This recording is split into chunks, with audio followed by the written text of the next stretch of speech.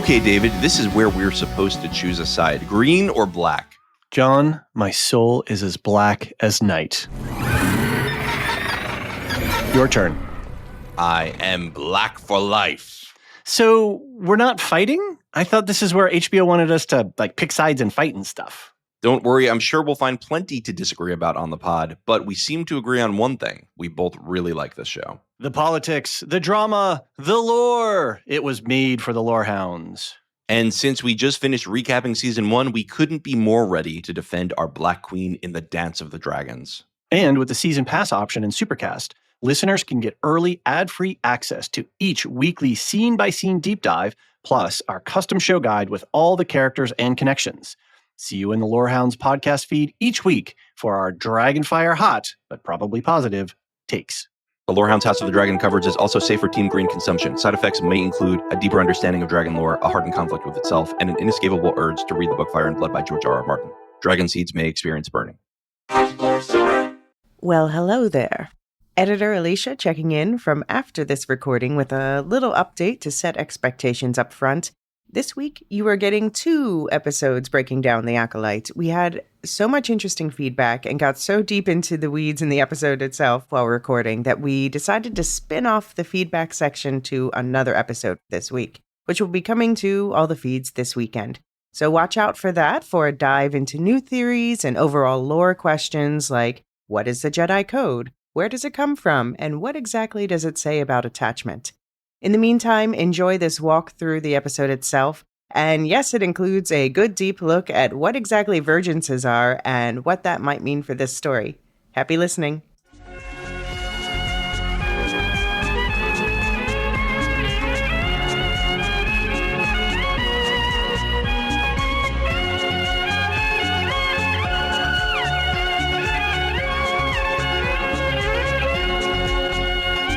Welcome to the Star Wars Canon Timeline Podcast. And the Lorehounds Star Wars Podcast. I'm John. And I'm Elysia, and today we're looking hard at that choice Soul made to scale a mountain rather than knock on a front door in the 7th episode of the Disney Plus Star Wars series, The Acolyte. Was that the choice? I'm not so sure about that. Let's get into it in a minute. The Star Wars Canon Timeline Podcast rules for spoilers still apply, which means we are looking at this story from the point of view of the characters we're talking about. We know the past, we don't know the future, that we might have some Force visions. I see a midichlorian Jesus being born in the next age, but I don't know what happens to him after that. Like that. We got lots more great feedback about that and new thoughts and theories about the episode we're going to be talking through in the back half. We'll wrap it all up with a look at what's ahead on the Lorehounds Network as Hot Lore Summer continues to heat up. Check that link tree in the show notes for links to all the podcasts we host, plus our Discord, where the Acolyte discussion is going strong. And for the record, this conversation was recorded July 11th, 2024. Before we get deeper, we mentioned the Discord. I just want to say, our Discord is popping with Acolyte discussion, and it is the least toxic Star Wars discussion I've ever witnessed. And I'm very proud of that, and I hope more people will join. And if you bring the toxicity, you're out. Yeah. It's refugees from the social media toxicity. All right. Now proceed after I gush about our own Discord. Before we get into the discussion of the current Acolyte episode, I wanted to talk about something else, something structural to the Star Wars Canon Timeline podcast up front, and that is the flashback episodes. So for anyone who's just listening on one of the Lorehounds feeds and isn't familiar with this, the way that the Canon Timeline podcast is structured is that so when you look at the episode list, the public episode list, it always is in timeline order. So that means I'm backdating some episodes to fill into the right spots. I did an experiment with this last week. I released an episode set near the beginning of the timeline called Canon Ancient Myths of Batuu. And so these are myths set 30,000 years or more before the original Star Wars movie set. So the thing is, I realized that a lot of podcast players don't work the way that mine does, which I use Podcast Addict. If anyone's on Android, I recommend it. I don't think it's available on Apple. But yeah, people aren't getting notifications. And it sounds like it's kind of annoying for people to go back and find the episode. So I did intentionally schedule a couple tests to do while we were doing this Acolyte run. So I'm going to try things a different way when I release another backdated episode next week. And John, I'm going to try things kind of mostly the way that you suggested, actually. Me, I don't want responsibility for anything. I just say random stuff, and sometimes people listen. I mean, so you suggested that why don't I release it on the current timeline? And then I've decided after a week is probably enough time. Then I'll put it back to where it belongs on the actual timeline. I'll do the flashback dating. So next week, in addition to the Acolyte breakdown, there will also be an episode talking about 5 episodes of Star Wars Visions, which is an animated anthology series. It's considered Legends, but it's great Star Wars television, and we're going to be talking about Sith Legends of the Old Republic. So at the end of the pod, I'll say which episodes we're going to be talking about for anyone who wants to watch along. So thank you, everyone who let me know about the functionality of this last attempt, and I would love to hear again whether this works better for you this way. All right, let's get into the episode at hand. John, what did you think? I thought it was great. I thought we finally got answers. It's funny, I had to watch the episode a little later. I had to run some errands that night, and I just had to watch it a couple hours later, and I kept seeing things pop up because I have to follow all the channels so that I can do the schedule for the week. So I see things popping up there like, wow, a lot of answers. And I'm like, shit, I got to watch this before I get spoiled. So I get in, and it's answering a lot of things.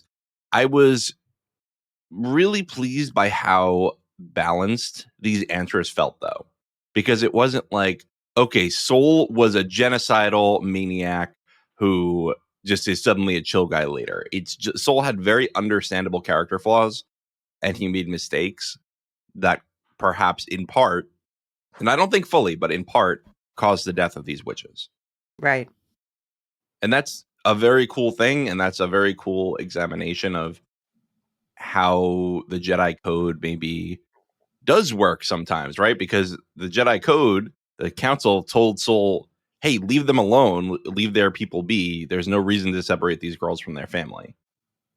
And they actually didn't, they were not going in there to try to take these girls. It was only Sol who was doing that. Right. And that's a really interesting concept is, he might have had good intentions, or maybe not, right? Maybe he's really into attachments.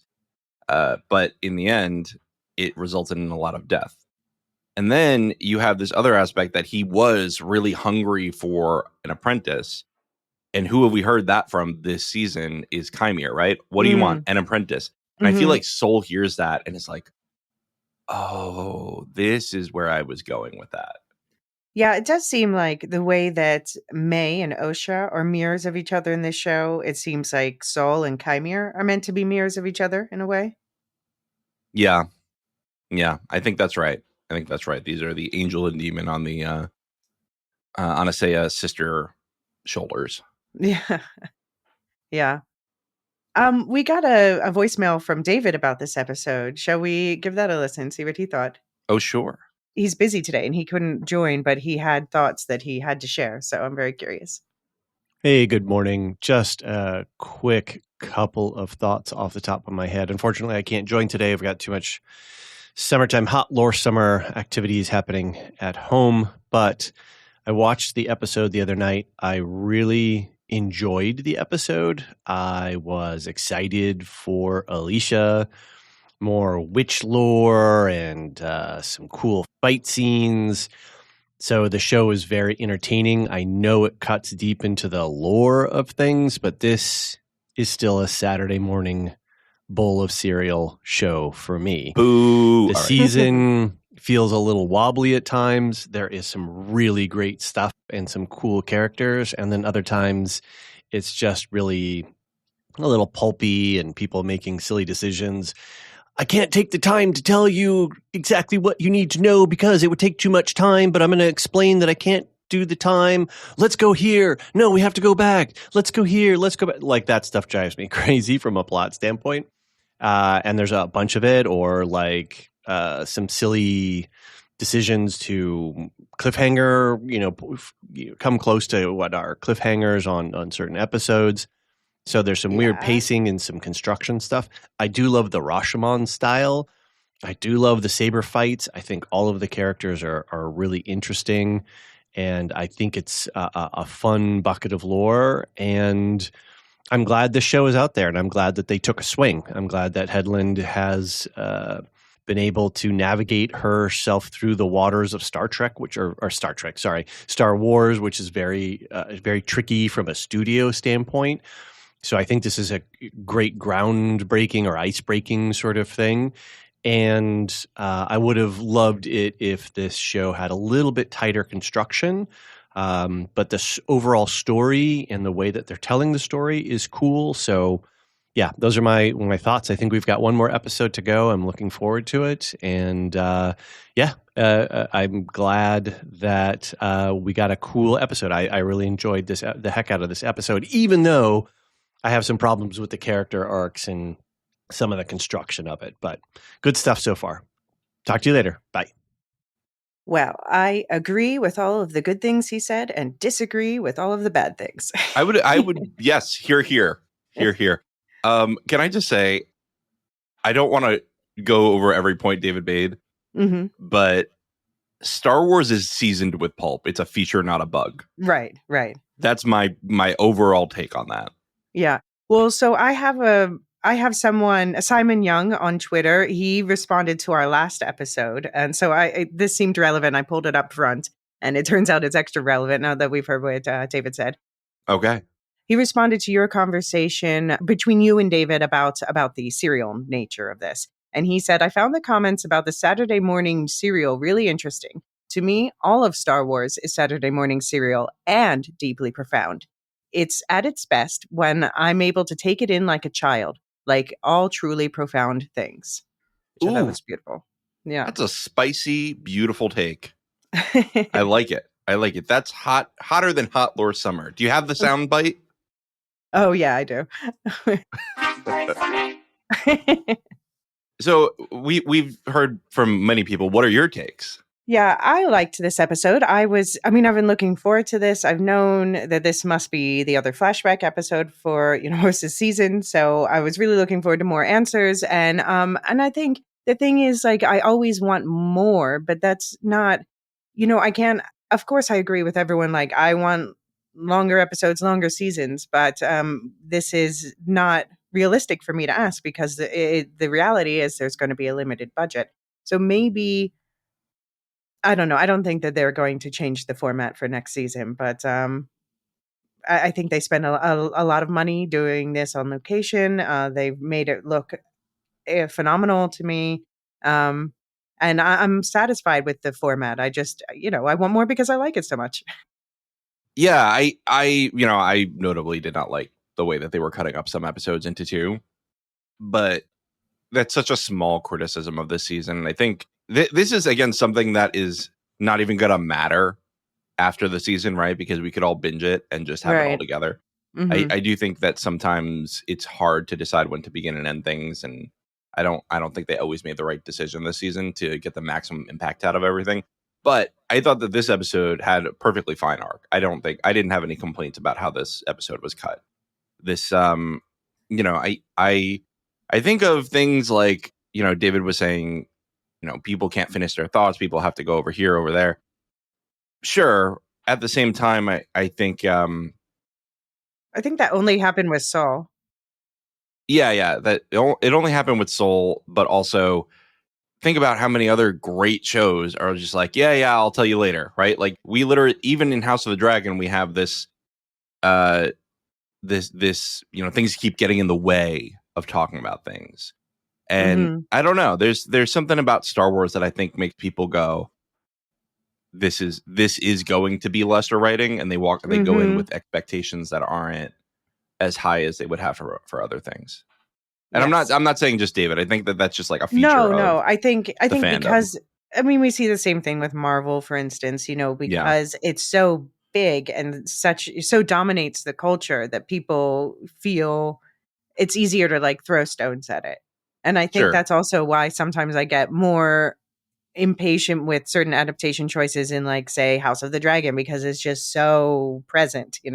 I spend a lot of time thinking about it because it's always there. The bigger the property, the more likely people are going to criticize it. Right. Yeah, fair enough. And Star Wars, you can't get much bigger than Star Wars. You just can't. Yeah, true. So speaking of the breadth of Star Wars, so you brought up a quote from George Lucas last time that had me going down a rabbit hole. And what was it? The quote was something like the light side is balanced or something. Yeah, I don't know the exact wording, but I believe he said at some point, the light side is balanced, the presence of the dark side is unbalanced, something like that. That was at least the implication of it. And you have undermined this quote. Well, I mean, so I went down a rabbit hole because I was like, this just doesn't track with everything I know about Star Wars. And so I found multiple people who were saying, apparently this quote, he said it once in an interview, and I don't know if he was misquoted or if he was just in having a moment. But then other people have pulled together other quotes that he said that directly contradict this and talk about the Force in the way that I understand it to be. So I'm going to just name a couple that were quoted by Observa on the Star Wars Reddit. So, okay, he says, the overriding philosophy in all of the Star Wars movies is the balance between good and evil. Another quote, in each of us, we have to balance these emotions. And in the Star Wars saga, the most important point is balance between everything. Next quote, the idea of positive and negative, that there are two sides to an entity, a push and a pull, a yin and a yang, and the struggle between the two sides are issues of nature that I wanted to include in the film, talking about the original. Another quote, the Force has two sides, light and dark. It is not an inherently malevolent or benevolent thing. It has a bad side to it involving hate and fear, and has a good side involving love, charity, fairness, and hope. Last quote, I wanted to have this mythological footing because I was basing the films on the idea that the Force has two sides, the good side, the evil side, and they both need to be there. Most religions are built on that. Whether it's called yin and yang, God and the devil, everything is built on the push-pull tension created by two sides of the equation. Right from the very beginning, that was the key issue in Star Wars. Yeah, I'm glad you pulled these, because what I've always said, because I've known about this quote that I brought up for a while, Mm-hmm. what I've always said is George Lucas doesn't understand what he created. Like I think that's still true in a lot of ways. Like I do think that he's a genius in the way that he can create things, but he's not much of a self-critic, right? Like he just doesn't really know how to evaluate his own work. Like I've always said, the best thing you could do with George Lucas is just lock him in a room and make sure he has a deadline every month to give you a new planet. Right, like just make him go design but hand stuff. the pen to Tony Gilroy. right. Well, anybody, I think there's plenty of people. Leslie Mm-hmm. Headland is doing a really great job telling a story. I think there's plenty of people who could tell a good story, but I think George Lucas is just the world builder of our generation. Or is he of our generation? I don't know. He might be of the previous generation at this point. I think he's a boomer. Yeah.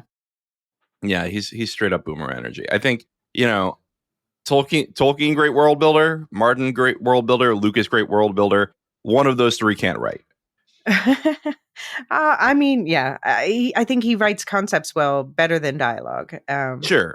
Yeah. But even like, I think his plots lack a little bit, and I think that this is the thing that bothers me about the current state of Star Wars discourse, is that I think that the Acolyte and other modern Star Wars have had much better plot lines than even the original trilogy.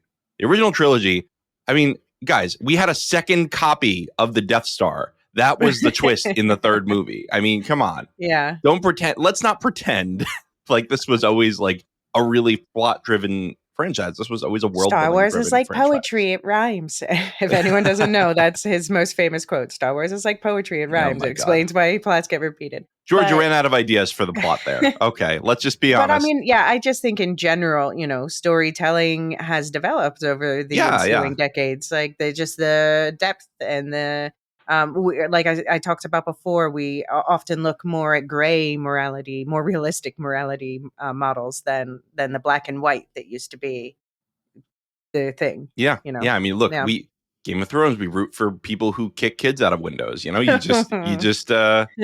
get to that point where we're just all defending horrible things. So, yeah. By the way, I just wanted to bring up, this is not about the Acolyte, but this is about another short story that's set at this point in the timeline. I did bring it up in the High Republic Overview episode on the Canon Timeline podcast.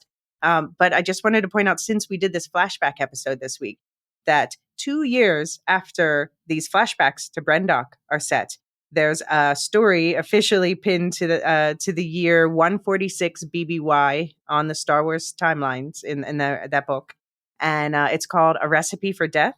And I bring it up because it's set during this time, but also it is coincidentally also a murder mystery. But this one is set in the castle of Maz Kanata, who is an important character in the sequel trilogy. She's already alive during this time. I talked about her in previous episodes. But yeah, it's a kind of a delightful story where a murder gets solved through a cook-off. And Pretty it's funny. kind of surprisingly gory in some moments for Star Wars. But if you're curious to read it yourself, it's in a book called a collection of short stories called Tales from a Galaxy Far, Far Away, Aliens Volume 1, which was released in 2016. So it is official canon. And if you are wondering what the rest of the Tales from a Galaxy Far, Far Away series is, I'm sorry to disappoint you. It doesn't exist. There is not even an Aliens Volume 2. Why? I don't know, but it's delightful. I found it online. I could borrow it free from an online library. So if anyone wants to find it, A Recipe for Death. It's the management of this franchise is bizarre, absolutely bizarre to me. I don't know if that title was like meant to be a joke or if they really had plans and then were like, nah. Look, I'm not somebody who's going to be like Kathleen Kennedy destroyed Star Wars, but there are some decisions that completely baffle me, and that's one of them. I mean, at least it's better than. Oh wait, no, that wasn't on the disc. I was talking on another Discord about Zaslav. Yeah. Oh, I'd rather be in the Disney mess than the HBO Discovery mess or whatever Warner Brothers mess. Yeah, that does seem like a whole thing over there too. By the way, also speaking of Discord, I have to thank Ian on our Discord. They shared an article from Nerdist, an interview with the showrunner Leslie Headland about the new episode.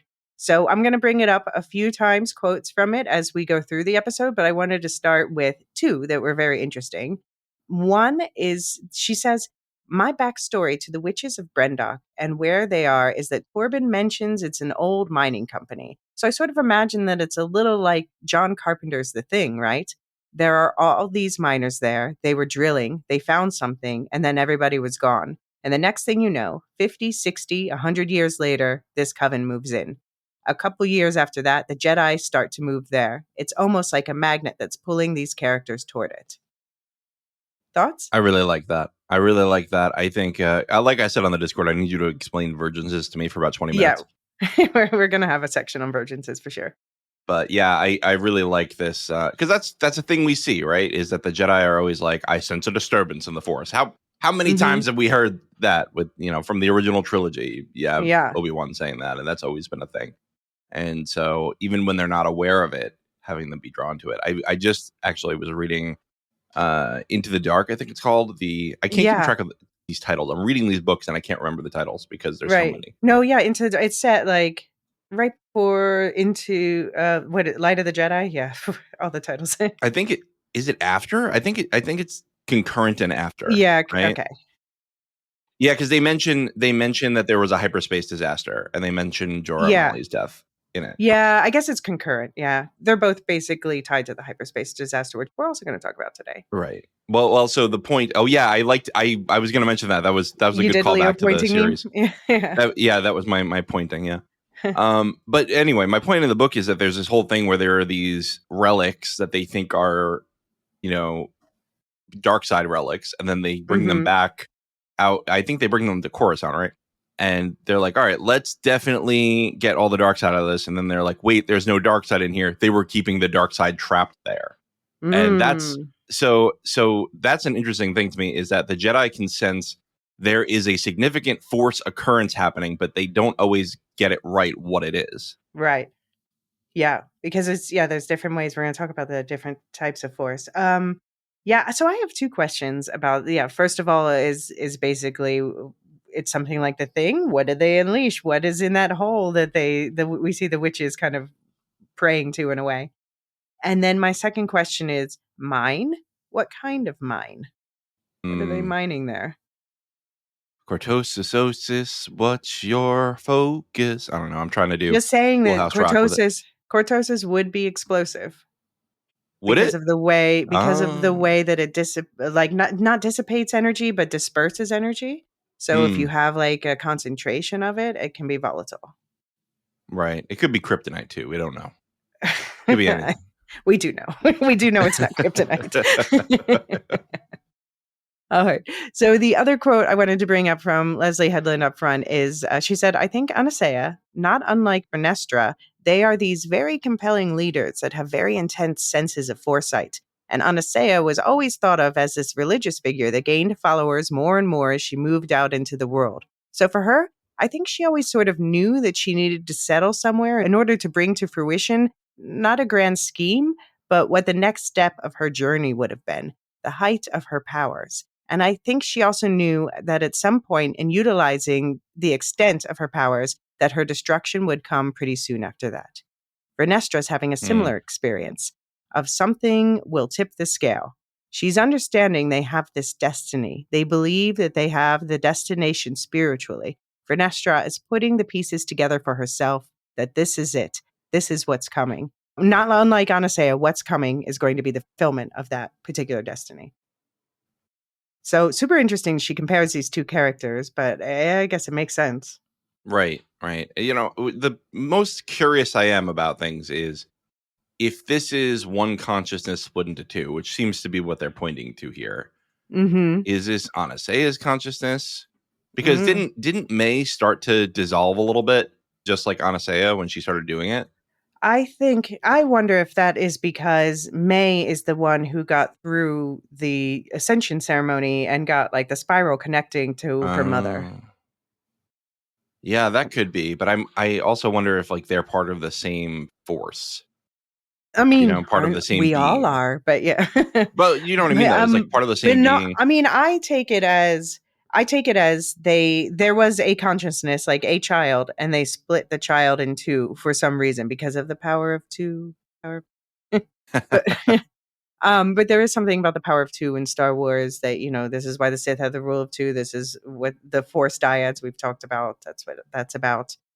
So yeah, I think that like there was just one Oshme, and she harnessed the power of the Vergence to split them for some reason because that would, and then they were going to pass on, their like tie them somehow, the consciousnesses of the witches and the children. Yeah.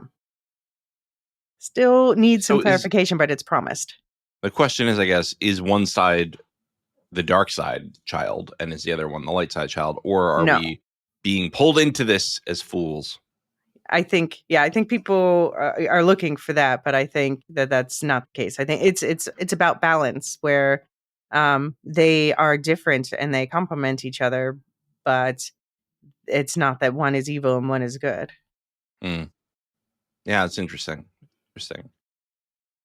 I also want to point out, so David said the word Rashomon. I've said the word Rashomon a lot, and every single official release from Star Wars about this episode says the word Rashomon. So just in case anyone doesn't know yet or needs a reminder, this is the name of a Kurosawa film from the 50s that is famous for showing an event from different points of view, the same way that we have gotten with flashbacks to Brendok. I'm so glad you explained because I've just been too afraid to ask. I think a lot of people are. It's one of those terms that gets thrown around. You're like, I feel like I should know what this means. And I kind of got the meaning from context, but I've never used the term because I'm like, I don't have the full context and I just don't want to misuse it. Right. It's my favorite kind of storytelling, and that's one of the reasons why I like this series so much. But some people are struggling with it, it seems. Just I like it. Yeah. I think withholding information from your audience to make it interesting is cool.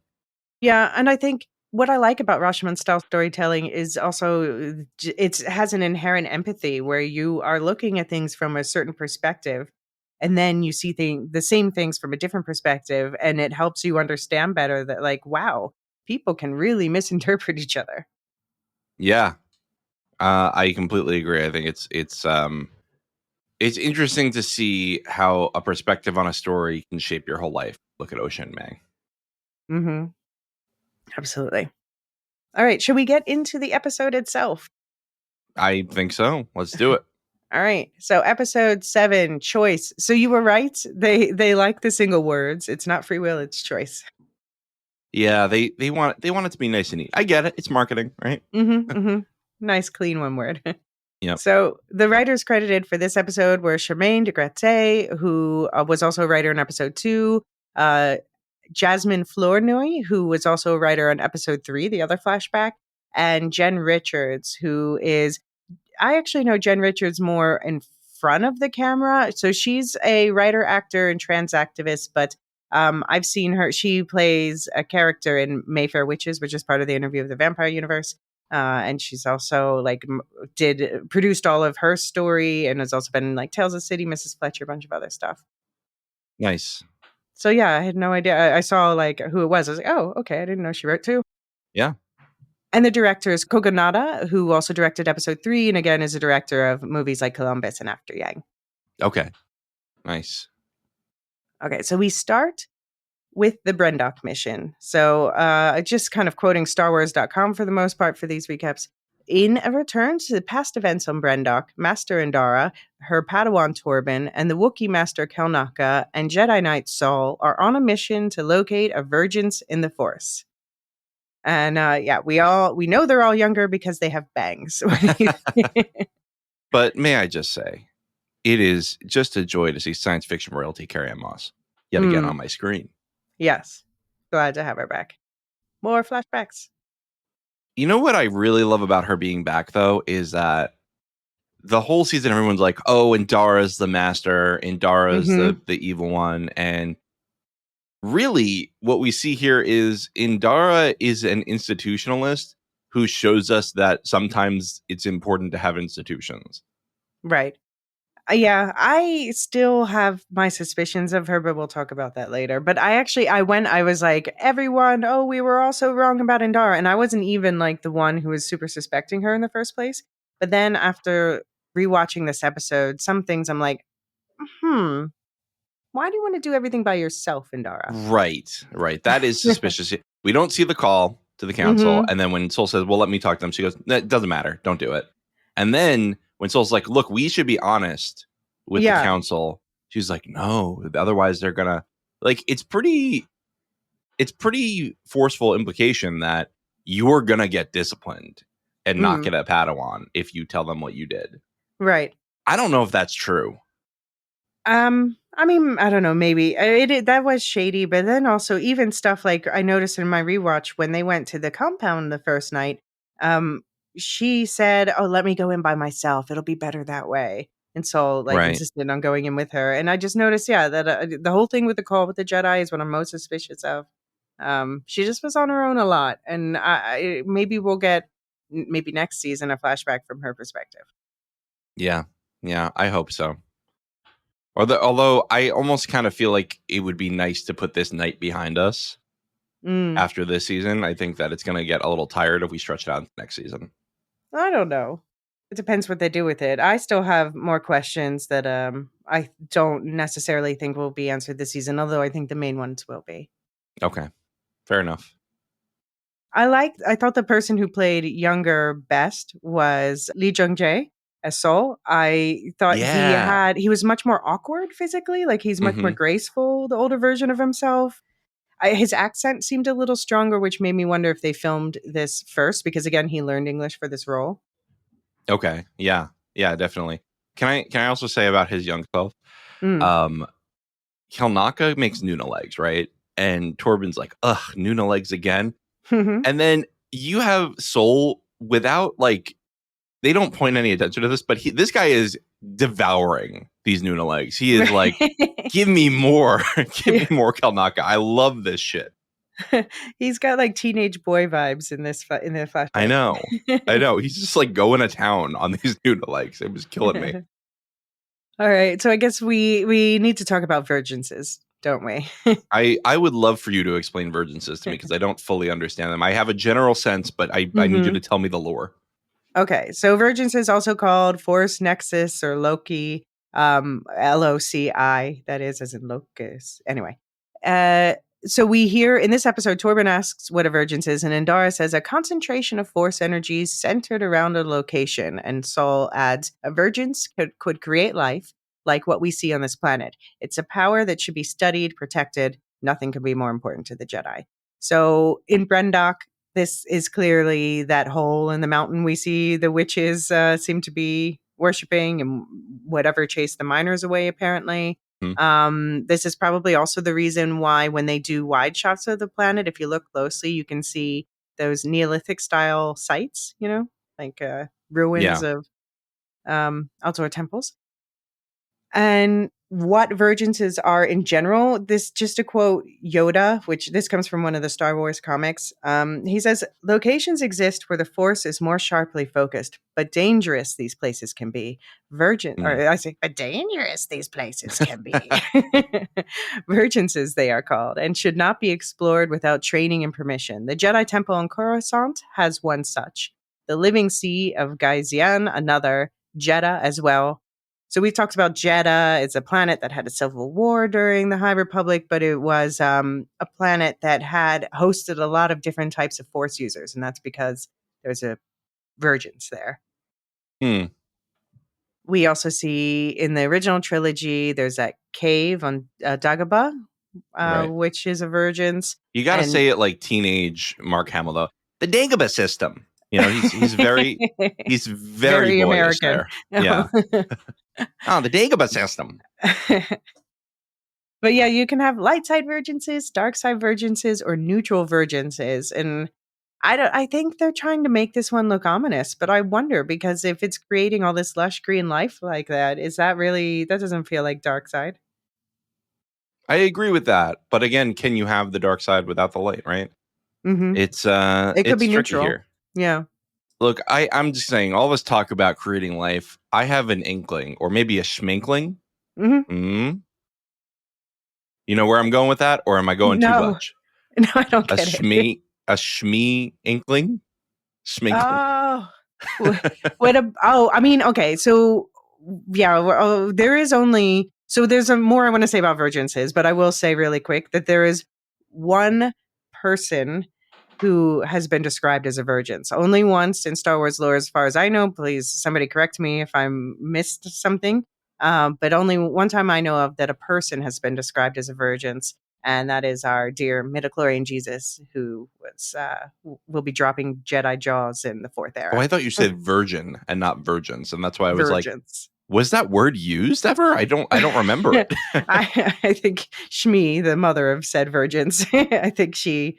The virgin Vergence. I hope she. Well, we know later on. I don't want to spoil that, but I hope she got some action before. the virgin Vergence. We'll see. But yeah, so the Vergences, there's could be two possible sources of them in Star Wars lore. One is one that we've talked about a lot called Mortis. Mortis is also known as the fulcrum of the galaxy, and it's maybe a planet, it's maybe another dimension. It's where the Celestials, the Father, the Daughter, and the Son are. And we discussed that especially in the Dawn of the Jedi episodes. And then the other one is there's another planet, sometimes called the Force Planet, other times called the Wellspring of Life. And that's where midichlorians come from. And this is also where there are forced priestesses, which I can already tell you we'll meet them in the Clone Wars. We'll hear all about this weird lore stuff more in the Clone Wars series. Which, what a weird venue for that lore to be kept in, right? Like this is like supposed to be the action series for kids. Yeah. And then all of a sudden you get these episodes that are like huge pots of lore. Yeah. Well, the thing about the Clone Wars series is that it bridged the recanonization. And it was, other than the movies, it was the one thing, it was in progress at the time. And they were like, okay, everything that's in Clone Wars, now it's canon still too. And so Clone Wars was, like these episodes that I'm talking about with Mortis and the Wellspring of Life, I think that they actually aired before the recanonization. So they're just kind of pulling stuff directly from Legends, And they're like, well, here's part of this legend story on screen. And then, the gate got closed behind them and it's like, well, you're through, but the stories that you pulled that from are not. Right. Even Bane's in that that whole arc. And you're like, is Bane canon then? I think so, right? Like, Yeah, he's canon, but they can, change up the details of the Right. story. It's the same deal as Thrawn, right? Like the character is still canon, but the stories that were told about him in Legends are not necessarily. Right. Yeah. So they've written a whole new series of books about Thrawn now, same author. But that must suck. Can I just say, rewrite Timothy Zahn, we're like, your listen, magnum opus. we loved what you did. You created this whole extended universe. You were the Legends guy. Can you do it again for us? And it can't be the same. You can't rely on anything that you did before. We need you to do it again. But they are pulling through like more and more, at least giving nods to more aspects of those original books. Mm-hmm. So yeah, we'll talk about that more when we talk about Thrawn. But yeah, we see that happening also with all this weird Force stuff too. Right. So the Force has 4 aspects. So the 4 aspects of the Force, one is the unifying force, which is, that's basically, it's thought to be, I'm just taking a quote here. The unifying force is thought to be present in all shining stars, surrounding and penetrating them, thus connecting all universal things. The important thing to know about the unifying force is that if a Vergence is tied to the unifying force, then it can blur time and space. And this is a place where people can get visions of the future. You also have the living force, which, with the fact that this planet is all green, I would almost kind of think that this could be a living force thing. Living force is connected to the midichlorians, so that might also explain the girl's high M count. So that would be my guess. There's also the cosmic force, which is the living force and the cosmic force are the 2 versions people talk about most. And the cosmic force is what happens when like Jedis die and they become force ghosts. They are going from the living force to the cosmic force. And also the cosmic force, Vergence is tied to that, give you visions of the past. Right. And the cosmic force also has this aspect of, it is person soup, right? Like it's living force soup. But then sometimes people can, great people can figure out how to individualize themselves within it. Right. Yeah, well, it seems to be there were skills about becoming force ghosts and then they're lost for a while and then maybe somebody will figure it out again. What's funny is it reminds me of Discworld. Have you read the Death series in Discworld? Not all of them. There's that whole idea that like everybody gets exactly what they think their afterlife is going to be. Okay. There's no predetermined afterlife. It's like whatever your religion is, whatever your belief is with the afterlife, that's what you get. Well, that's like Marvel. Is it? Yeah, pretty much. It's what funny. It seems to be. But yeah, I was wondering, the cosmic force, I was wondering if that could be tied to psychometry, what we saw Vernestra doing last season, where you just kind of get these force echoes of events in a particular place. Because Vernestra has a lot of talents in the High Republic books, but I don't think we've seen her do psychometry. So maybe that's why. And it's not that, Jedi can learn new skills, especially 100 years later. But maybe that was helping her. And then the 4th type of force is the physical force, which is basically where they get their telekinesis powers. Yeah. It's funny. I was speaking with New Beta Do Beta yesterday about the Silmarillion, and we're talking about Finrod and how he's kind of like, all around good guy, super cool dude. I feel like Vernestra, what you're telling me, I haven't met her in the books yet, really, at least much. And she sounds like a very like, oh, she could do anything. She's just super cool over there. And that just makes me more suspicious of her in Star Wars. Like in Tolkien, that can exist. I don't think that can exist in Star Wars. It's not the same kind of work. Well, the thing about Vernestra is she goes through a lot of trauma because first going into the 3rd phase, which are actually back to back chronologically. So get it together, the High Lucasfilm Republic. Books. Yeah, I don't know why the High Republic published in that order, but anyway, she goes through a lot of trauma, and she becomes a way seeker, as I talked about. So someone who goes to the council and says, like, I can't be your Jedi right now. I have to go do my own thing for a while and figure things out. And the council's like, okay, go do your own thing. So it is interesting now that, and she comes back. She finds her Padawan, that Imri Kamtaros that we talked about last week, because her ship is named after him. She ends up finding him and knighting him, and she's like returning to Coruscant, and we don't know what happens after that at this point yet. But it's just interesting that she was like more independently minded. And now maybe it's like the shift from her not wanting to take orders from someone else to now being the one in charge. Yeah, maybe. It's hard to be a rogue agent who becomes an institutionalist, right? Yeah.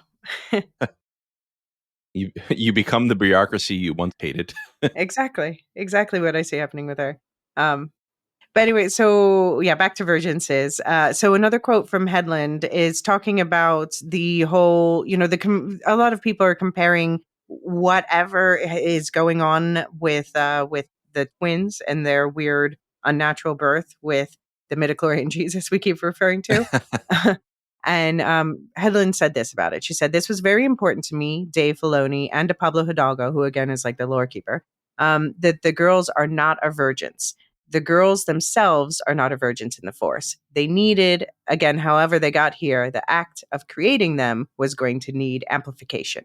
Therefore, we came around to the decision that the virgins was on Brendok and that it would remain mysterious. So that way, if we went back there in the future tellings of the story, we could uncover a little bit more about what is actually there. It was important that this type of virgins was a natural one as opposed to within a human being or an alien." Yeah, I really like that. I think that we could use more exploration of physical Vergences because clearly, I'm pretty tuned into Star Wars. I'm more tuned in than the average fan, Uh-huh. and I did not know much about this at all. Right. And so I appreciate that you do it. And it's cool to see this kind of thing really brought really brought forward by a bunch of Jedi in a mainstream Star Wars project. Yeah. No, I like that. That's what I want from Star Wars at this point. I mean, I love lore, and I know that that's not what everyone watches for, but but I think even if you're not, sorry, go ahead, finish your thought. No, I was just going to say, I think what you were about to say is that that you don't have, even if you're not as tuned into the lore, it doesn't take anything away from you, but it's there for those who want it. And it's also just when you, in general, like the best fiction writers, especially science fiction and fantasy writers, when you do a lot of world building, you build these entire worlds and you don't describe every single detail about them on the page, but just having that cohesive structure there, just having that lore behind it, makes it feel more alive and real. Right. It's Tolkien saying, yeah, back in the first age, Feanor had a similar situation to this. And you're like, the what? Like, it's when you're reading The Lord of the Rings before the Silmarillion's published, right? But actually, what I was going to say was not that. So I'm glad that you brought it up. All I was going to say was, I think that we have had 9 main movies plus 2 spinoffs and many animated series, all based on the same few bits of lore. And that story's been told. Like, I'm sorry, but I don't need another story about the rise and fall of an empire. Right. What I want is to have a new story in this same vast universe, which is not a genre, but it is a universe that relies on new lore, because the lore can be, the lore can act as a device to excite characters to explore new things, to have new arcs, to tell new stories. And that's what's exciting to me about the Acolyte, is I feel like it's finally doing that on and like, again, it's not like they haven't been doing this. It's that they haven't been doing this on live action screens. Right. Yeah. No, I'm glad they're doing this too. And for anyone who's worried, she also said in this interview, so she was asked, how were the twins created? And she said, tune in next week. We definitely aren't going to leave you hanging. You do a show like this, you take a lot of risks. You don't really save a lot of those types of questions for season 2. There are a lot of things you do save for a season 2, but that kind of question is not one of them. Well, that's a relief, genuinely, because I was like, oh, how much are we going to leave for season 2? Because I'm sorry, but Leslie Headland, I like a lot of things you're doing. I don't love your cliffhanger sometimes. So let's not do a season cliffhanger. I don't understand why people suddenly dislike cliffhangers. Like, because this was one of the things where it's also interesting to me with the renaissance of, X-Men 97, bringing back the old X-Men 90 animated series from the 90s. One of the things that made it special, new, and fresh was that it was serialized storytelling with cliffhangers. And now we don't have to sell ads anymore. Let's just come on. Let's just. I say that on a podcast that has ads, but unless you're on the Patreon, which you can get on for $3 a month. Anyway, the point is, until the end of the month. Until the end of the month, yeah. But yeah, my point is just I think that, and I've hashed this out with you already, so I don't want to belabor it, but just the kinds of cliffhangers are what I get up in arms about, and not even up in arms, just like I didn't love that. Okay, I mean, this one didn't have a cliffhanger, did it? No, I thought this was great. This was great. You know why? Because I don't know the implication of a lot of things, and that's a great kind of cliffhanger for me. It's not that I don't know, did What May happened? fall or not? You know what I mean? Like Right. it's not like like some of the earlier cliffhangers felt like it would have been Soul holding both up, looking to both, and then cut to black. And that is the kind that I just will not stand. But that didn't actually happen, so I don't know. I can't agree with you on that, but okay, all right. That's We fine. won't belabor That's the point. But yeah, we both did Leo pointing meme when they Andara mentions that the planet was assumed dead, basically because 100 years ago there was a hyperspace disaster. Whoa, what? So in the High Republic books, this is the first major plot point in the beginning of the phase 1, so which is actually the middle phase chronologically. And that is set 100 years before the Acolyte, as she said. And so it's set in 232 BBY. And I did talk about this in more detail in the High Republic overview episode, so check that out if you want more information. But that means that Brendok is probably in the Herzl system, which is where the most damage was done from this hyperspace disaster. And how would you describe the hyperspace disaster briefly? Somebody throws things into hyperspace lanes and people crash, and there's a lot of unhappiness. Yeah, basically, those nihil evil space pirates were at it again. I shouldn't say evil, chaotic space pirates. Well, they do quite a lot of evil stuff, I gotta say. Like more than most.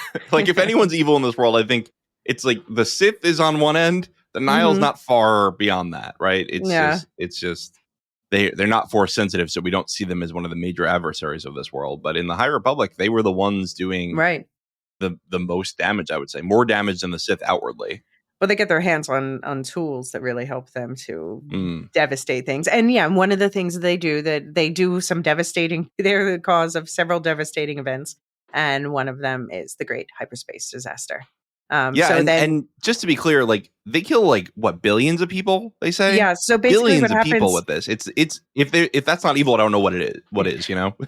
So there's this crash in hyperspace, and it ends up tearing apart. Well, this like old ship tries to maneuver to get away from it, ends up tearing itself apart, and then all of these chunks of the ship start emerging in various parts of the outer rim, but mostly in the Herzl system, from hyperspace. And just like I think they wiped out a couple moons, slammed in some planets, it would just cause disaster all over the sector of the outer rim. And there was a whole thing where the pilot or the captain of the ship that was trying to get away from the obstruction was trying to maneuver around. And she knew that they were going to crash. So she locked all of she sealed off all the compartments. So there were living people used as missiles to go kill other planets, to kill the people of other planets. I'm like, man, that is dark. Yeah. I mean, yeah, it's just definitely one of the darkest things. And that's one thing that I love about and we're not advertising for the High Republic's books on purpose.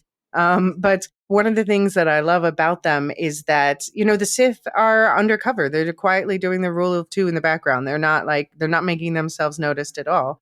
And so we get to encounter all totally new types of enemies in the High Republic. Yeah, I think that's right. And it's interesting to see the Jedi face a not force sensitive enemy, right? Because the Sith feel like the natural counterparty to the Jedi, but this is something completely new, and that's the most. I mean, they warred with like the Mandalorians a lot, but then mostly like another one. We get another reference to another one of their classic enemies, which is the Night Sisters, and they are Force users also, right? So.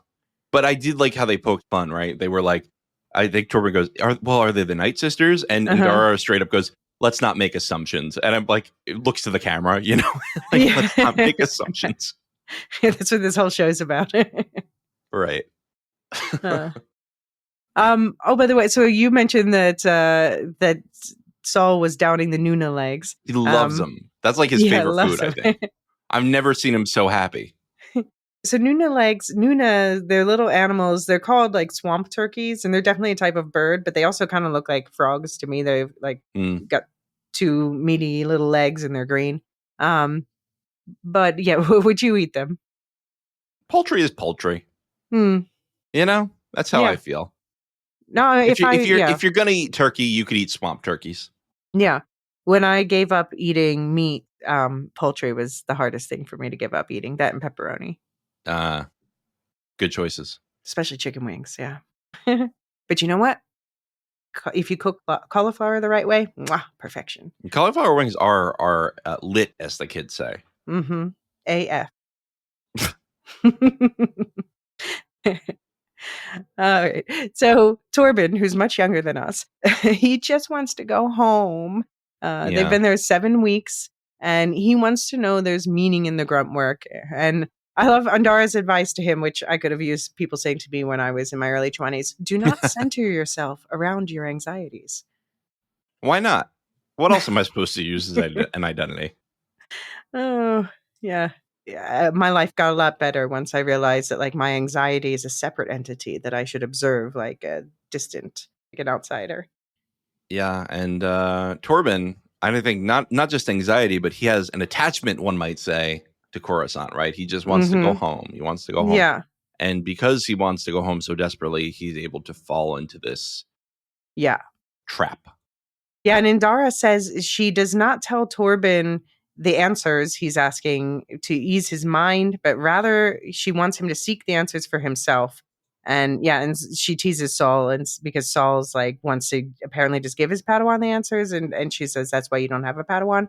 But do you think Indara could have said more or done something more to stop Torben from going down this path in this episode?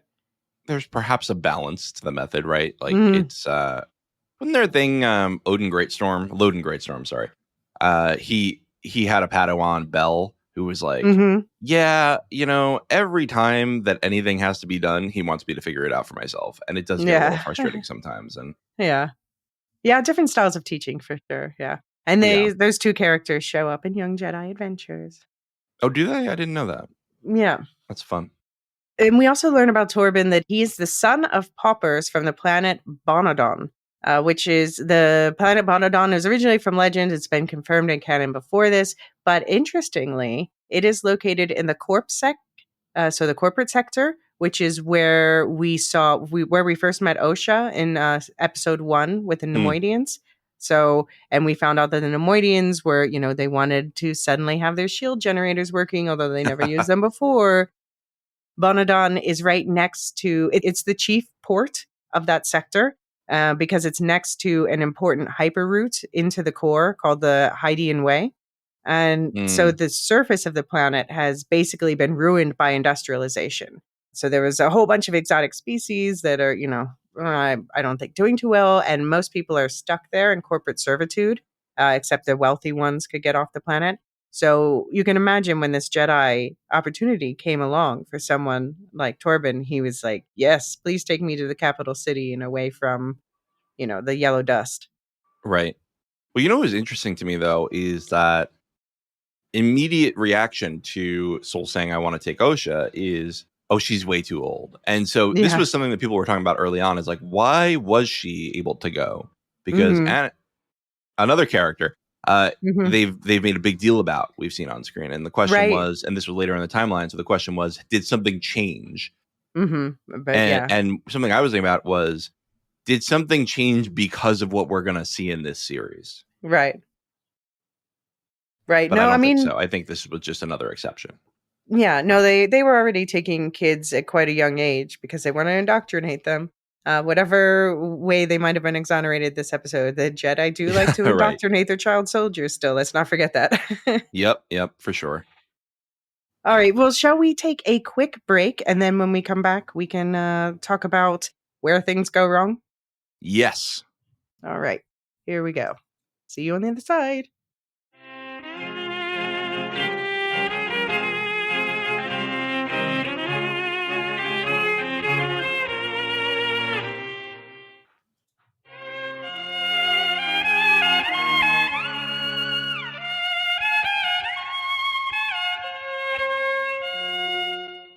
All right, and we're back. Let's continue. Upon discovering the young twin sisters, Osha and May, and their coven of witches, Saul is compelled to intervene. He fears for the safety of the children, especially after the ascension ceremony leaves May with a mysterious mark on her forehead.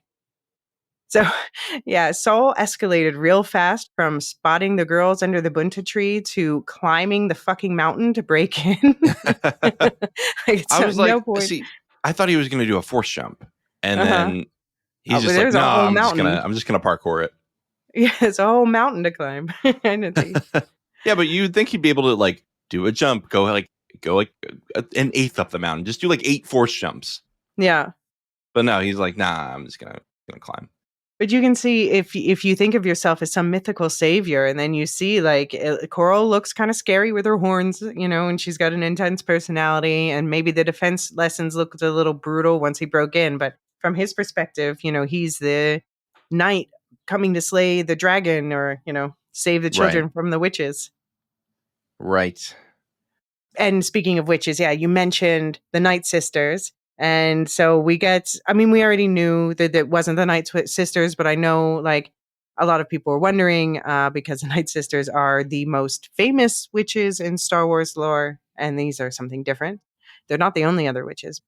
Indeed, yeah, the Night Sisters. Indara says she doesn't think they're Night Sisters because the Night Sisters do not raise younglings or train them. And they look different. We've talked about like the Night Sisters use green magic. We see them using some sort of purple thing. And also, so Leslie Headland, she's a huge fan of the Night Sisters herself. And she said this. She said, I think that the Night Sisters are a bit more mercenary than these witches. The Acolytes witches, I think, basically want to stay out of everyone's way and aren't grasping for any sort of power. They're not getting involved in any kind of political skirmish or any war movement. That would be the last thing they would want to do. So very different, but still echoing and calling back to the influences that those characters had on me. The Night Sisters utilize magic exclusively, which is like basically that green force power. With my witches, it's a bit of a hybrid. They're definitely dabbling in like the Jedi version of the Force, calling the Force by a different name. They're trying to cultivate their sensitivity to it without having to be trained by the Jedi. Is that even possible? But I also think in the Ascension ceremony, you see how they're utilizing not just wherever the Vergence may be physically on the planet, but the eclipse. These powerful movements of heavenly bodies and whatever's under the earth, that type of thing. Yeah, as above, below, in the girl's rhyme. That's Elysia interjecting. She says, what is meant to be expressed there is that they are drawing their power from nature, magic, and the Force. To me, it felt more interesting to show a group of people, a group of witches, having abilities that the Jedi could not pinpoint. That the Jedi weren't going, oh, well, that's magic. Oh, well, that's the Force. That's one of the reasons they get so thrown off by what they're seeing. It's so unpredictable, and it's difficult for them to categorize and report back to council. So it's interesting because also that's the thing with Chimere that is so unnerving to them, is that his fighting style, his movements are also unpredictable. Right. Yeah, they are. And yeah, they're what's the type of fighting that he's using? The Trakata. Right. Oh man, I'm never gonna say that one. I'm gonna make you say it for me every time. Yeah, I think it certainly has the same vibe as like somebody just becoming a shadow to get in between people. I'm still very curious what Anasea was doing there. Like what was the goal of that? Was it to possess somebody? Was it to like sneak behind and kill? Right. I don't understand. With her dissipation, you mean? Yeah. I mean, I don't think it was the latter, because we see Coral do it later, and we never see her reappear. We'll talk about that when we get to it, because Leslie Headland had a quote about that too. Okay. But yeah, so I mean, it's interesting to look at this. I make all these jokes about that Saul should have just knocked on the door and blah, blah, blah. And, part of me thinks to myself, like, maybe he should have just come back in the morning like a regular person and been like, hey, can I talk to you about Vergences?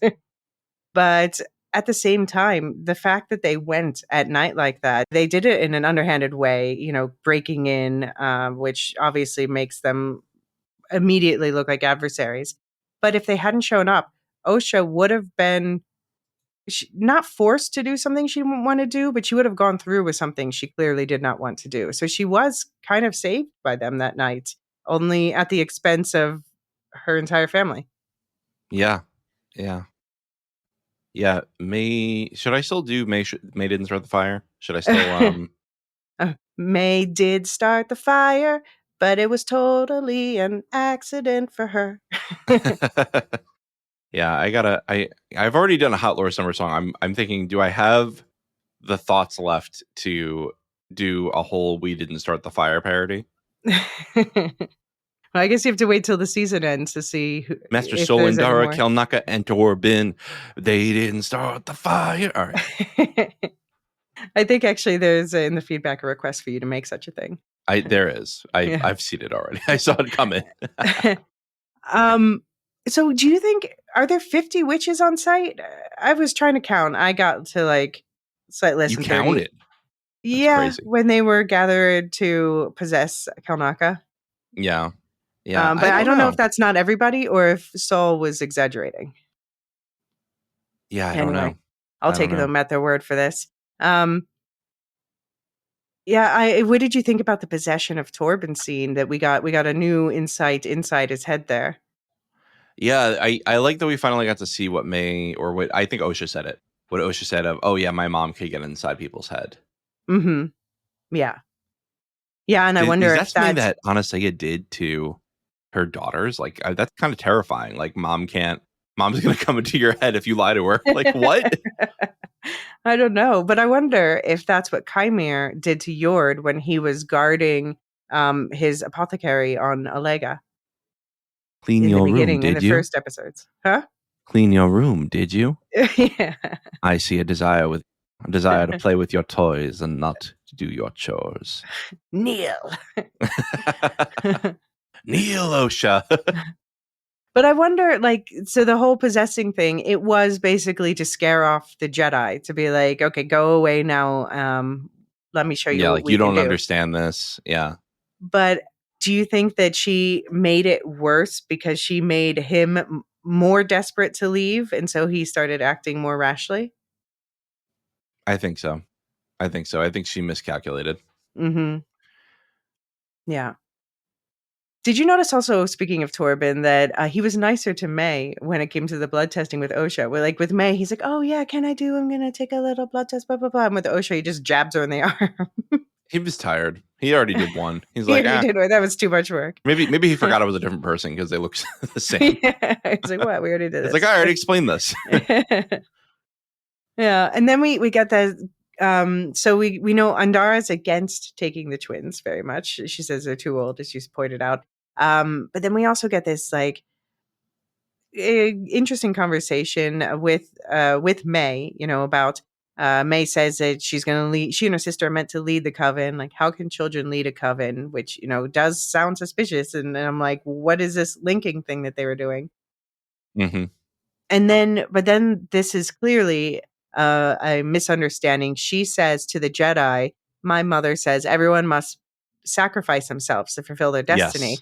But what Anastasia actually said in episode 3 is everyone must sacrifice a part of themselves, which is an important distinction. Yeah, and Davey Mack literally just wrote this in our Discord. Oh yeah, I just saw it pop up out of the corner of my eye. Of course, it's still up in the air as to exactly what she meant by a part of yourself. But given what the Jedi were surmising about the twins being two parts of the same whole, yeah, that is interesting. Yeah. Oh. So you think one of I don't know. Then I wonder about that whole Knights of Ren thing where you have to sacrifice someone you love, and are one of the twins going to be asked to sacrifice the other if this is a Knights of Ren origin story? Right. Good question.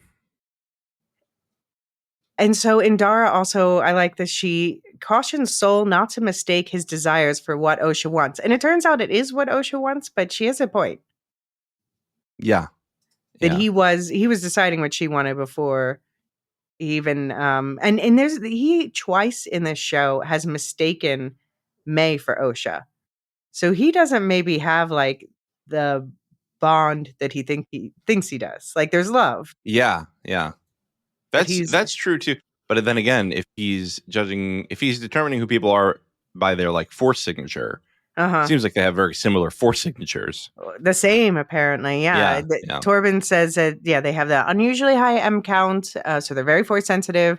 But he says they're not actually twins because they have the exact same symbionts, which is like the symbionts are like how the midichlorians interact with your being, I suppose. So there hasn't been a better explanation than that. But basically, it's like a fingerprint. Even identical twins have different fingerprints. Yeah. And this is like your Force fingerprint. So even identical twins should have some differences. So this is why they conclude that the twins must have been artificially created by tapping into that Vergence's power and splitting one consciousness into two bodies. I like it. Give me the answer, Leslie. Yeah. And when I was doing the rewatch, I noticed in the recap that they do at the start of the episode, in episode 3, they showed again that Coral said to Anastasia, "And what happens when the Jedi discover how you created them?" Yeah. Which is why we've been assuming that it was a dark side power, and just also the unnatural creation of life is a dark side thing, pretty much. Right. But again, they're not going to like kill May and Osha. I think, I guess they could be worried about like, are we going to get arrested? Things like that, you know? Yeah.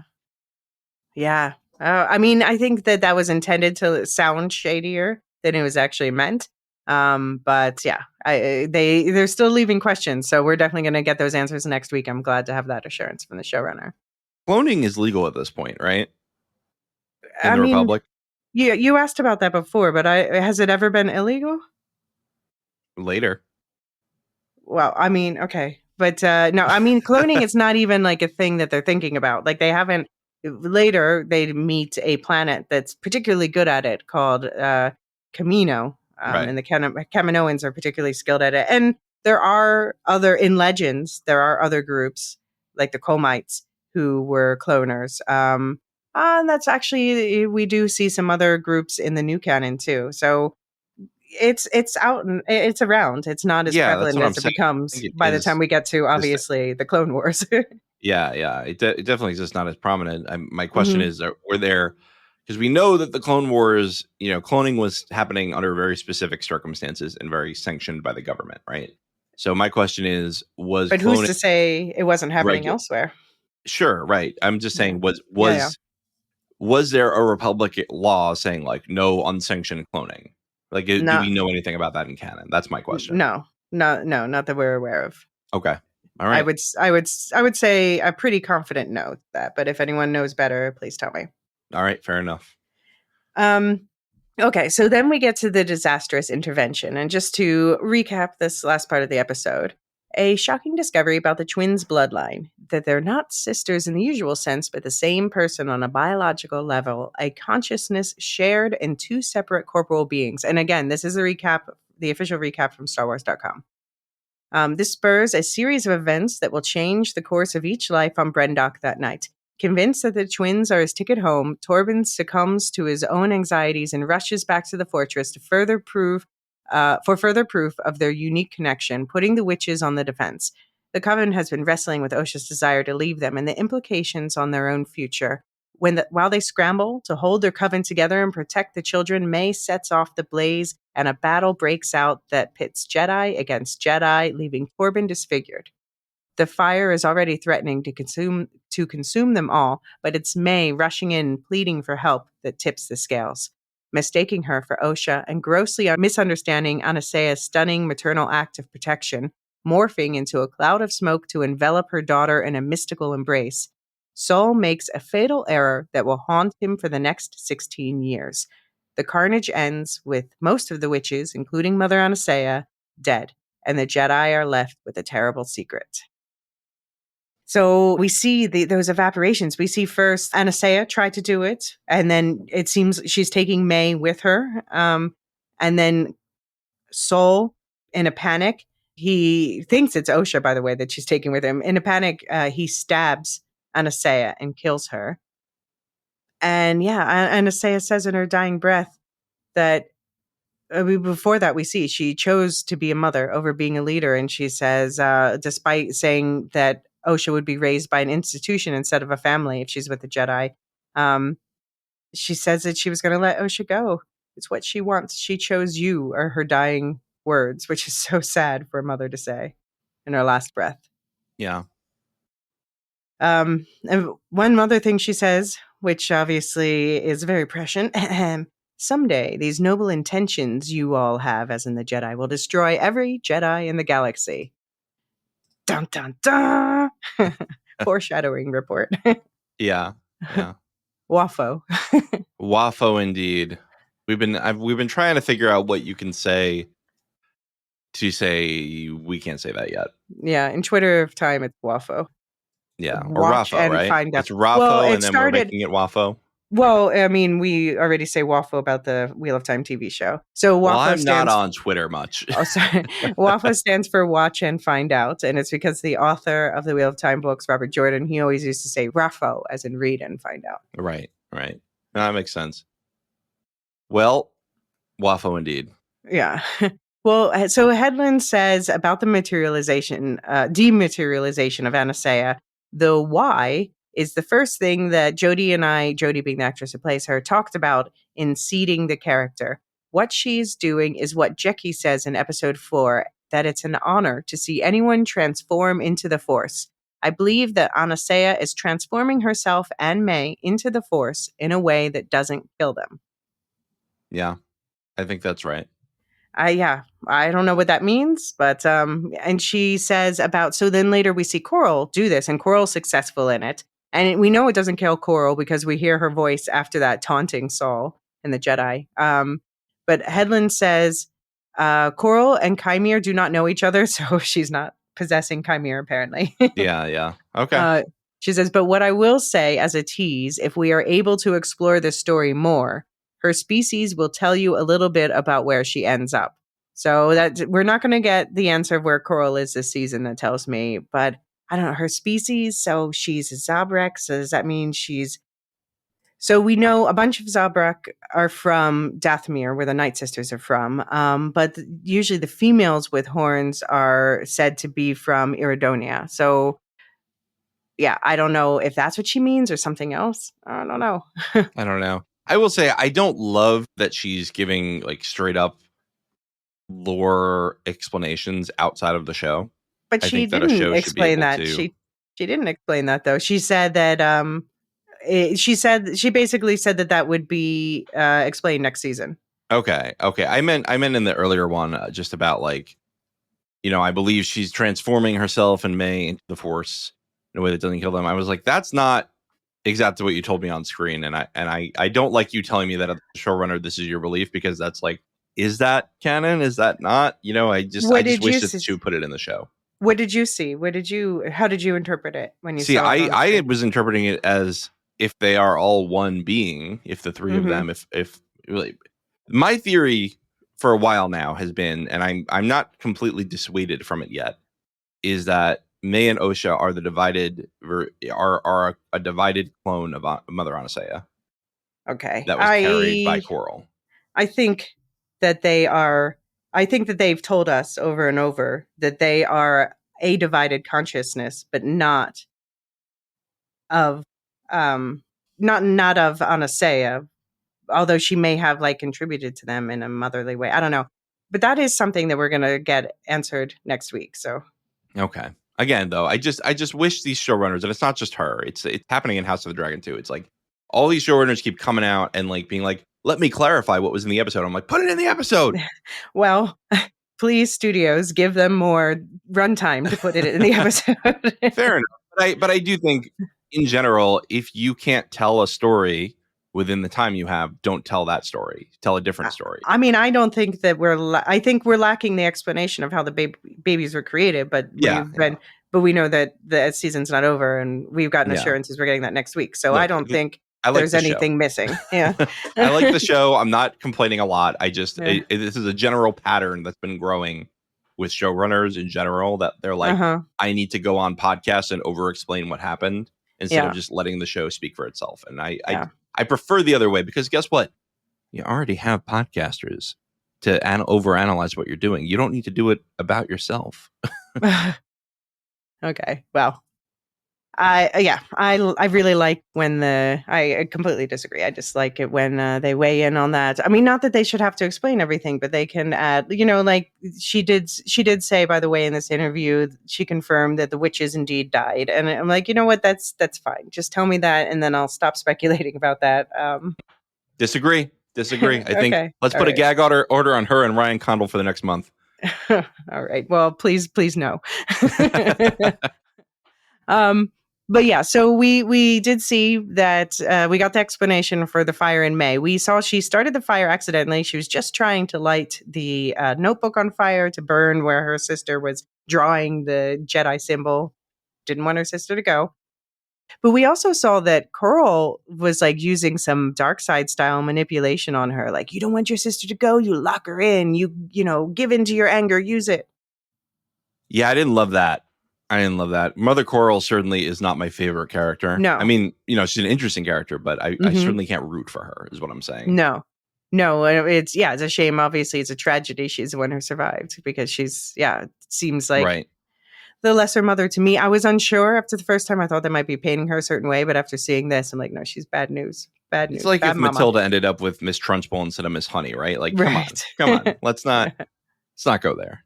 Yeah. And yeah, so Coral pushed May to lock them in. So Saul assumed it was like the coven's fault, but it was mostly May with Coral egging her on. And so he's like, gotta rescue them from something one of them did themselves. But anyway. What did you think of the possession of Kalnaka scene? Ooh, I really liked it. It's a great explanation for why we see more Jedi and Jedi action, and I'm all for that because it was just super interesting. I also really enjoyed that Soul had to go hand to hand, no lightsabers with a Wookiee. Mm-hmm. That's pretty cool, and the fact that he survived and didn't get his arms ripped off is pretty impressive. Yeah, for me, the one maybe not fully believable thing this episode was that Torben held him off as much as he did. Oh yeah, I think Torben would have been.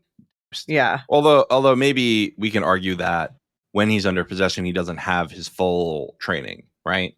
It's he right. Mother, but he's still a Wookiee. He just has brute strength. Sure. I just mean perhaps strength and speed are both advantages, right? And I think probably Torben's a little faster, and maybe he understands like if I could just not let him outmaneuver me, which then maybe I can hold him off for a little bit. And if Mother Anasea is controlling him, then perhaps. But it wasn't Anasea was dead. It was the whole coven. Yeah, sure. If the witches are controlling him, do they have access to all of his training? Are they able to use it the right way? And when you have all these different people involved in controlling him, is there any kind of like conflict between, like, if I want his arm to go right and you want his arm to go left, what's gonna happen? I mean, I guess they probably collective consciousness that the power of many. Yeah.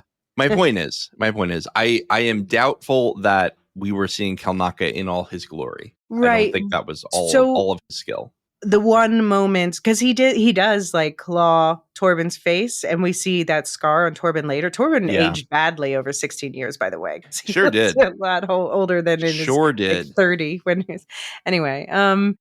But yeah, so Kalnaka claws his face, which, by the way, it's just like the Trakata, that style of turning your lightsaber on and off to be tricksy with it that Chimera was using.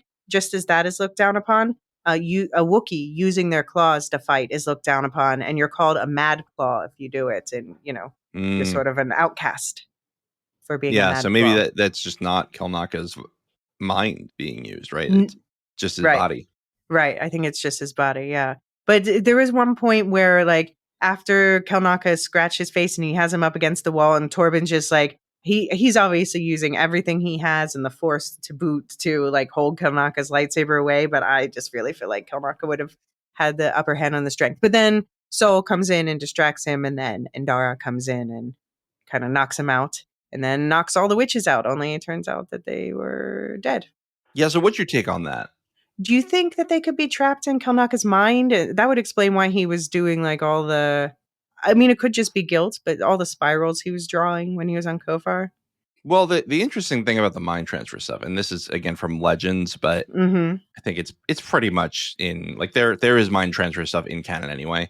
But I'm wondering how much of the Legends mechanics of it are in canon. Yeah. But when Bane fails to take over his apprentice, they basically say he gets trapped in the back of the mind, in the subconscious, right? So it's not like he can ever win out over her. Mm-hmm. It's just that he's going to be trapped forever. Like there's no chance he comes out. So I wonder if he might have a little awareness. Kalnaka might have a little awareness of the witches in the back of his mind, but there's no way they could like take over. But I wonder if because they are a coven that practices mind control, maybe they can be more effective, and maybe they could at least torment him a little more, like have a bunch of voices in his head. Mm-hmm. No, yeah, I wonder if, yeah, because I think, I mean, I kind of hope they got trapped in his head just because it's interesting, but I don't know. It could just be that he's like ridden by guilt. Yeah. But then I still wonder, like, so it was 6 years after this that Torben took the Barash vow, and, you know, Kalnaka and the others seem to have gone on. I wonder if like something happened later that kind of dug in the guilt on this. Like they learned that May was alive or something like that. It's a good question. I wonder though, do you think that, like I said, they seem to be more practiced than the average Sith Mm-hmm. at mind games? Do you think maybe they did start to take over at one point and he's like, all right, I don't want to commit suicide, but I'm going to move to a really remote area where I can't do much harm. Yeah. I mean, he was sent there on a mission, but maybe he volunteered. Right. And then they did say that he stopped responding to their messages. Yeah. Seemingly before he died, even. Right. So that's a good question. Yeah. So what did you think about, did you notice that Saul, he tried to save both sisters, and then at some point it was like he made a conscious decision. He's like, nope, the OSHA one is mine. And he let May go. Well, I think, the decision was, I don't have enough strength to save them both. So what do I do? Yeah. And he chose, unfortunately. That's the choice. Hey, that's the name of the show. And that's the choice probably. And he and Indara, when he gets back to the ship, they physically like go at each other. That was, I mean, especially they go from buddies at the beginning of the episode to like coming to blows, which is very un-Jedi-like behavior. Yeah, it is. It is. And man, it's really heartbreaking to see them kind of have their friend break up. Yeah. Friend breakups are something that nobody ever talks about, right? Everybody's all hung up on emotion, on romantic breakups, but friend breakups are sometimes even harder. Yeah. Because they're supposed to be the people you could rely on in the romantic breakup. Right.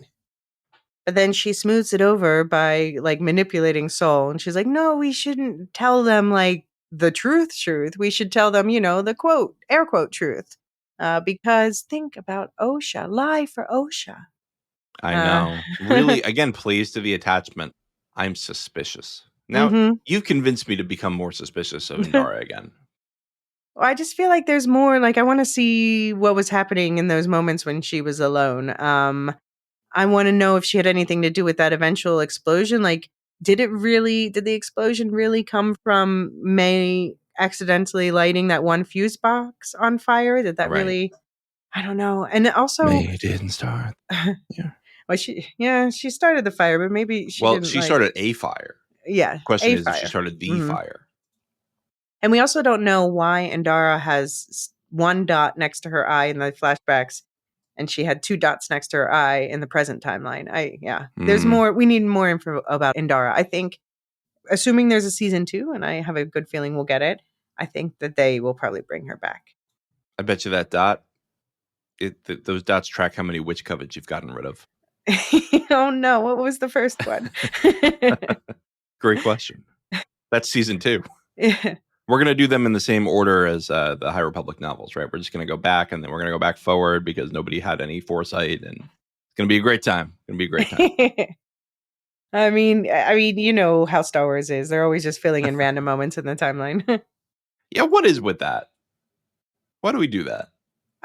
Because that's how it started, and now they're just like, ooh, over here, because they all have ADHD, basically. They're like, ooh, I want to know more about this.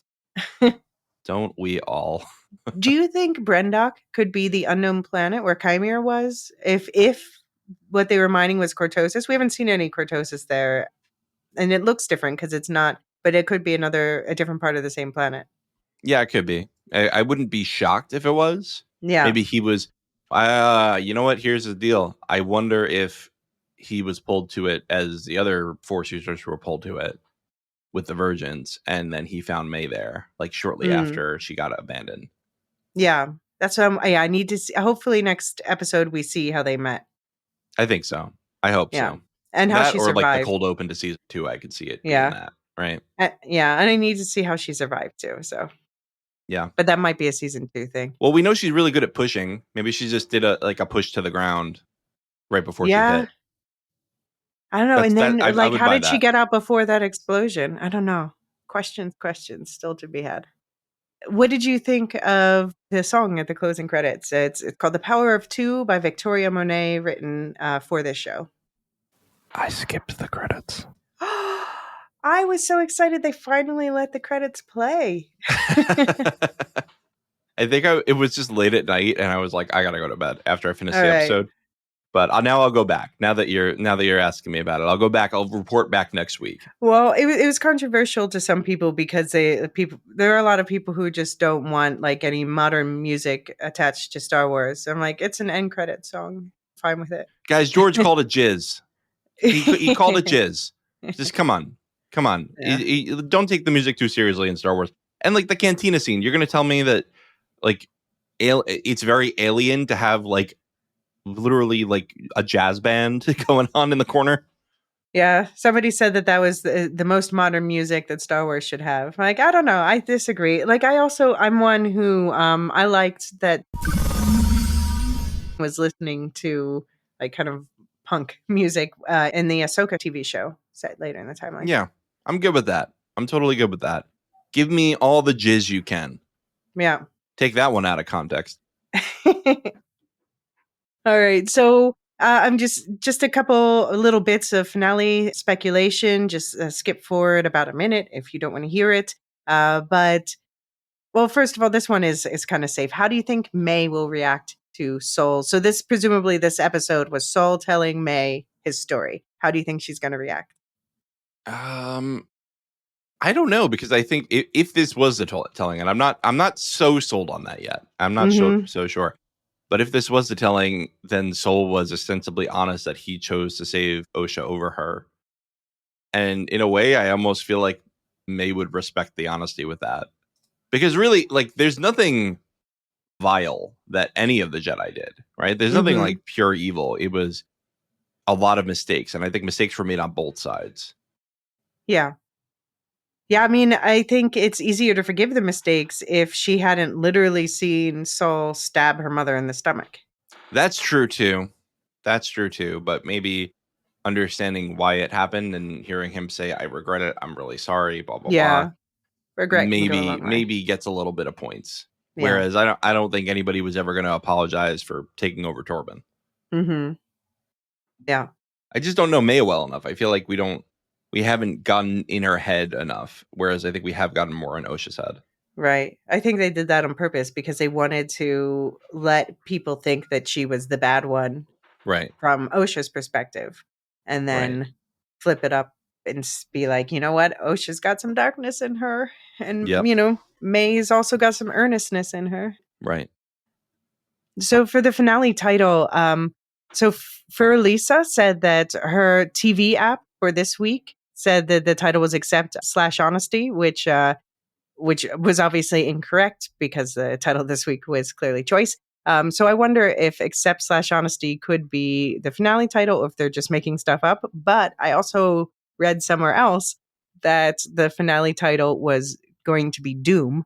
So I don't know if either of them are real, but they are kind of like opposite vibes. Right. Huh. I don't know now. Now that's pretty cool. Yeah. And about the season finale, the last quote from Leslie Headland for this week said, "Will we learn whether Chimere is truly a Sith or not in the season finale?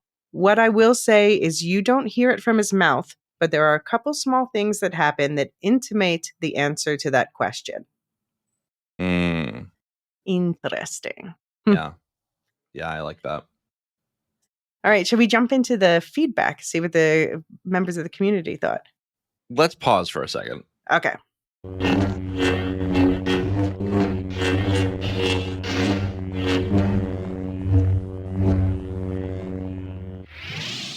Okay, so John and I just took a little pause and had a little discussion, and we're running short on time due to personal commitments today. So we've decided that we're going to do what John and David have been doing with the House of the Dragon episodes. And we're just, for this week at least, we're going to spin off the feedback section. So we're going to release a separate episode this weekend with all of your feedback. Thank you for that. If there's anything else profound you want to add to the pile, now have a couple extra days to add it.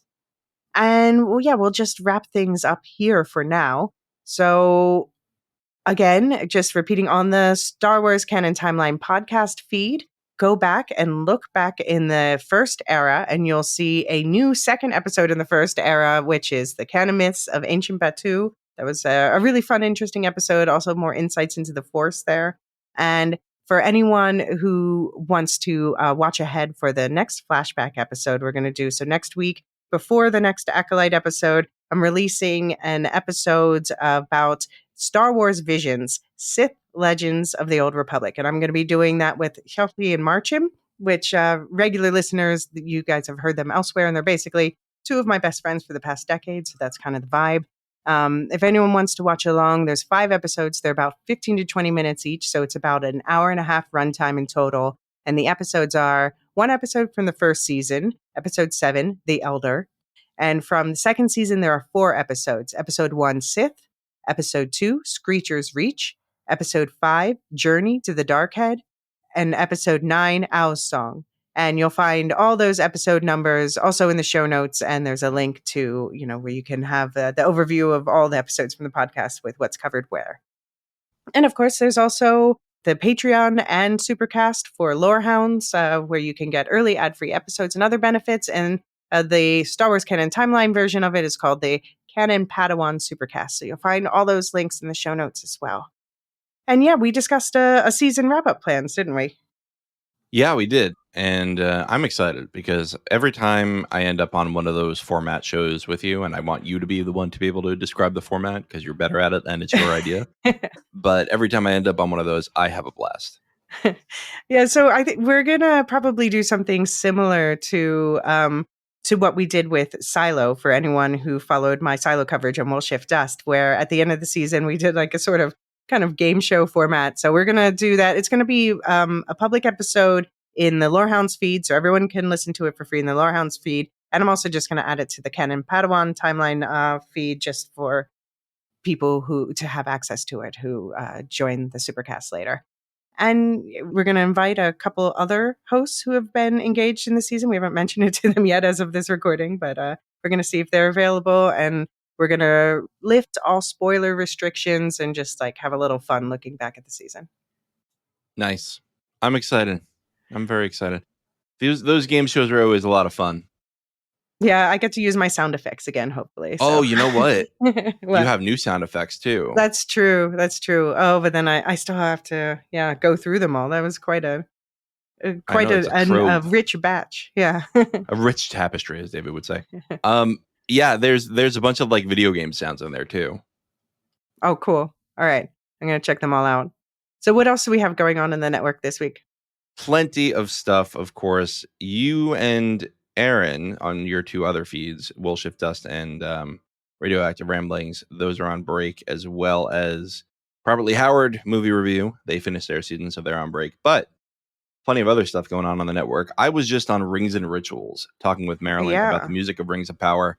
And may I say, I didn't listen to this since we recorded it in February. And when I was editing, and then after it came out, I listened to it. I was like, this is some good stuff. Like, this was a good conversation. So go check it out. We talk a lot about leitmotifs and Wagner even, and all the different influences on Rings of Power and Bear McCreary and all that. So that was a lot of fun. Also, on the Lorehounds feed itself, plenty of stuff going on. House of the Dragon, we've got 3 podcasts coming out a week if you're a Supercast or Patreon subscriber.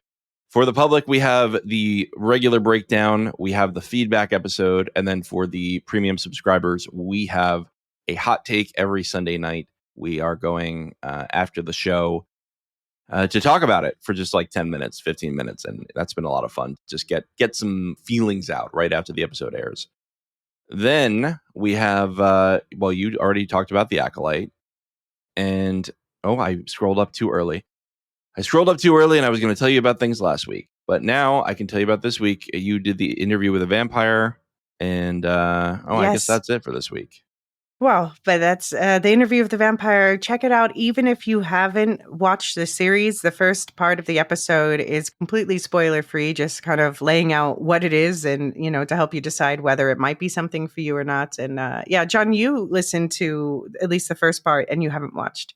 I thought the podcast was fabulous. I listened to it. I was like, I want to hear more from this duo. And again, like you said, I did not watch it beforehand. So you pitched me on the show. I've decided I am going to watch the show whenever my life comes down a little bit after Hot Lore Summer.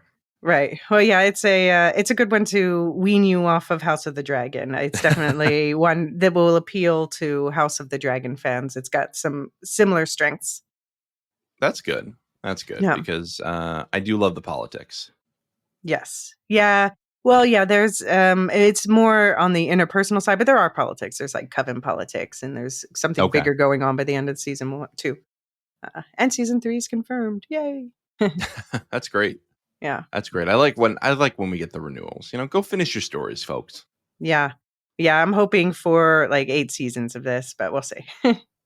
Yeah, we'll see. I remember we were talking to David Goyer last year about Foundation. And he's like, yeah, I want to do 8 seasons. And I was like, the what? I mean, in this case, this is based on a series of, there's a lot of these books. So, but the same deal with Foundation, right? Like, that's true. Yeah. That's true. But I think they're sticking closer, even though they've diverged from the Vampire Chronicles books. But they're still much closer, I think, than Foundation. Yeah. I mean, to be clear, I trust David Goyer to go forward with that many seasons, but unfortunately he's not the showrunner anymore. So we'll see what happens with that. Right. Yeah. All right. Well, thank you so much for sticking with us today, and watch out for that feedback episode to come this weekend. There is a lot of interesting feedback, including we got a good voicemail in, and I'm also going to do a dive into the Jedi Code and attachment, because we've gotten some questions about that. Very nice. Rules around attachment. So yeah, look forward to that this weekend, and see you in a few days. I'm excited.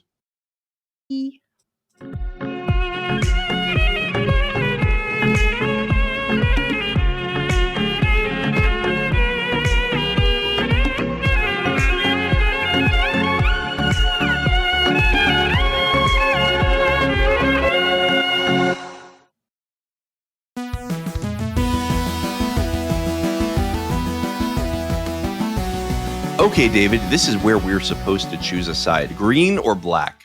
John, my soul is as black as night. Your turn. I am black for life.